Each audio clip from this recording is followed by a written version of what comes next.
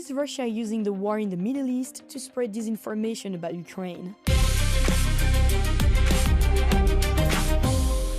Russia has long spread disinformation about Ukraine, but analysts say the Kremlin is now switching up its messaging. According to EU versus Disinfo, pro-Kremlin narratives are increasingly focusing on tensions in the Middle East and Iran, attempting to link Ukraine to the regional crisis. In early March, Moscow-based analyst and supporter of the war in Ukraine, Sergei Polatev, wrote that a prolonged conflict in Iran would draw attention away from Kyiv. Pro-Kremlin outlets have also circulated claims suggesting that Ukraine could stage an incident to regain Western attention. Russia's foreign ministry spokesperson, Maria Zakharova, repeated similar allegations, citing reports that Ukraine might attack NATO countries and blame Moscow. But European leaders have rejected the idea that the crisis in the Middle East could weaken Western pressure on Russia. Speaking alongside Ukrainian President Volodymyr Zelensky on the 13th of March, French President Emmanuel Macron said Russia would be mistaken if it believed that the conflict could bring it any strategic relief. He added that the G7 would under no circumstances reconsider sanctions,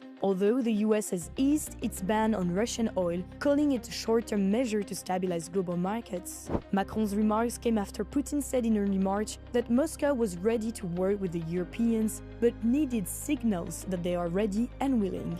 The statement followed warnings from Putin that Russia could halt energy supplies to Europe and redirect them to Asia. Meanwhile, on the 14th of March, the European Council renewed individual sanctions against Russia, but European leaders seem to be divided. Belgium's Prime Minister Bart De Wever told the newspaper L'Echo that Europe should consider a deal with Moscow to end the war in Ukraine and restore cheaper energy.